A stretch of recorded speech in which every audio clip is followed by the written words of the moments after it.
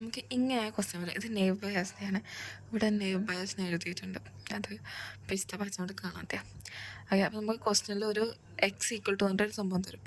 അത് നോക്കുകയാണ് നമ്മൾ വേണ്ടത്. ഇങ്ങനെ ക്വസ്റ്റ്യൻ ഉണ്ടാവുക. ഓക്കെ, അപ്പോൾ നമ്മൾ ഫസ്റ്റ് അതിൽ ചെയ്യേണ്ടതെന്ന് വെച്ചാൽ പി ഓഫ് എസും പി ഓഫ് നോവും കണ്ടുപിടിക്കുക. പി ഓഫ് എസ് കണ്ടുപിടിക്കുക എന്ന് വെച്ചാൽ എത്ര എസ് ഉണ്ട് എന്നാണ്. 1 2 3 4 എസ് ഉണ്ട്. 4 ബൈ ടോട്ടൽ എത്ര നമ്പറാണ് ഉള്ളത്? 1 2 3 4 5 6 8 നമ്പർ ഉണ്ട്. ഓക്കെ, എണ്ണിയാൽ മതി. 1 2 3 4 5 6 7 8 അങ്ങനെ 8 ഉണ്ട്. അതേപോലെ നോവോ ബാക്കി 1 2 3 4 നോവുണ്ട്. ടോട്ടൽ എത്ര? 8. ഇത് നമുക്ക് സിംപ്ലിഫൈ ചെയ്തിട്ട് 1/2 എന്ന് എഴുതാം. ഇവിടെ അതേപോലെ തന്നെ 1/2 എന്ന് എഴുതാം. ഓക്കെ, സിംപ്ലിഫൈ ചെയ്യണം നിർബന്ധമില്ല, ചെയ്താൽ നല്ലത്. ഇനി അടുത്തത് പി ഓഫ് കളർ. നമ്മളിപ്പോൾ ഇവിടെ കാണുന്നില്ല, കളർ യെല്ലോ ആണ്. യെല്ലോ എത്ര എസ് ഉണ്ട് നോക്കുക. എന്ന് വെച്ചാൽ യെല്ലോ വരുന്നത് യെല്ലോ എത്ര എസ് ഉണ്ട്? യെല്ലോ എസ് ആണ്. യെല്ലോ എസ് ആണ്. അപ്പോൾ 2 വരുന്നത്. 2 എത്ര എസ് ഉണ്ട്? ടോട്ടൽ നമ്പർ ഓഫ് എസ് എത്രയാണ്? 1 2 3 4 അല്ലേ? 4 എസ്. ഓക്കെ, ഇവിടെ ടോട്ടൽ നമ്പർ ഓഫ് എസിൻ്റെ കൂടിയാണ് ഈ യെല്ലോൻ്റെ കണക്കൂട്ടേണ്ടത്. യെല്ലോ എത്ര എസ് ആണെന്ന്. അതുപോലെ സ്പോർട്സ് നോക്കുകയാണെങ്കിൽ സ്പോർട്ട് എത്രയാണ്? സ്പോർട്സ് എസ് വന്നത് ഇത് എസ് ആണ്. 1 ഇത് നോ ആണ്. നോ 1 വന്നിട്ടുള്ളത്. 1 എത്ര എസ്സാ? 4 എസ്. ഇനി അടുത്തത് എന്താ? ഡൊമസ്റ്റിക്കിൽ എസ് വന്നിട്ടുള്ളത് 4 ആയിരിക്കും. ഡൊമസ്റ്റിക് നമുക്ക് എണ്ണി നോക്കാം. 1 എസ് ആണ്. 2 എസ് ആണ്. 3 എസ് ആണ്. 4 എസ് അല്ല, 3. ഓക്കെ, അതേപോലെ പി ഓഫ് യെല്ലോ നോ ആണ്. P of S, P of sport no, P of domestic no ഉള്ളത് കണക്ക് കൂട്ടുക. ഒരിക്കലും ഇത് മൈനസ് മറ്റേ ഒരു പൊട്ടൻ അഭിലാസ് എന്ന് വെച്ചൊക്കെ അന്ന് എഴുതി വെച്ചാൽ ഇത് മൈനസ് ചെയ്തിട്ട് ചെയ്ത് അങ്ങനെ ചെയ്യാൻ പാടില്ല.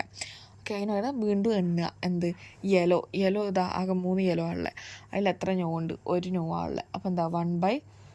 4 എന്ന് വെച്ചാൽ എത്ര എന്താണ് നോ ഉണ്ട്? ടോട്ടൽ നമ്പർ ഓഫ് നോ ആണ്. 1 2 3 4. അതാണ് ഈ 4. ഓക്കെ, 4 എടുത്തുക. ഇനി സ്പോർട്സ് നോക്കുക. സ്പോർട്സ് 1 എസ് ആണ്. നോ, പിന്നെ നോ 2 നോയെ 3 നോ, 3/4 കിട്ടും.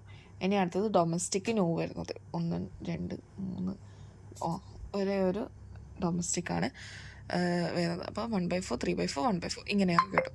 അത് കഴിഞ്ഞിട്ട് ഇനി കണ്ടുപിടിക്കേണ്ടത് P of S bar X ആണ്. എന്താണ് ഇതിൽ അധികം വരുന്നത്? എസ്സിലേക്ക് വരാനാണോ ചാൻസ്, നോയിലേക്ക് വരാനാണോ ചാൻസ് എന്നുള്ള പ്രോബിലിറ്റിയാണ് സാധനം നോക്കുന്നത്. ഓക്കെ, അപ്പോൾ ഇതിൽ നോക്കുന്നത് P of S. P of S എന്താ? നമ്മളിവിടെ കണ്ടുപിടിച്ചിട്ടുണ്ട്. എന്ത്? 1/2. 1/2 ഇൻറ്റു. ഓക്കെ, ഇനി വരുന്ന സി പി എന്ന് വെച്ചാൽ conditional probability of S. Conditional probability എന്ന് വെച്ചാൽ ഈ കണ്ടുപിടിച്ചാണ് കണ്ടീഷണൽ പ്രോബിലിറ്റീസ്. ഓക്കെ, അപ്പോൾ എന്താ? ഇൻറ്റു 2/4 നമുക്ക് സിംപ്ലിഫൈ ചെയ്തിട്ട് 1/2 എന്ന് എഴുതാം. Into 1/4 into 3/4. ഇത് മൊത്തം ഇൻറ്റു ചെയ്താൽ നിങ്ങൾക്ക് 3/4 4 16 16 ഇൻറ്റു 2 എത്രയാണ്?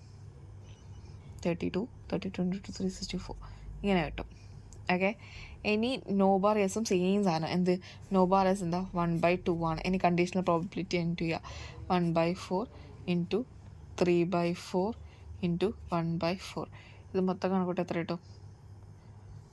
3/128 കിട്ടും. ഓക്കെ, ഇതാണ്. ഇനി നിങ്ങൾക്ക് ജസ്റ്റ് ഇത് യെസ് ആവാനാണ് ചാൻസ്. ഇതിനെ രണ്ടിനും കമ്പയർ ചെയ്യുക.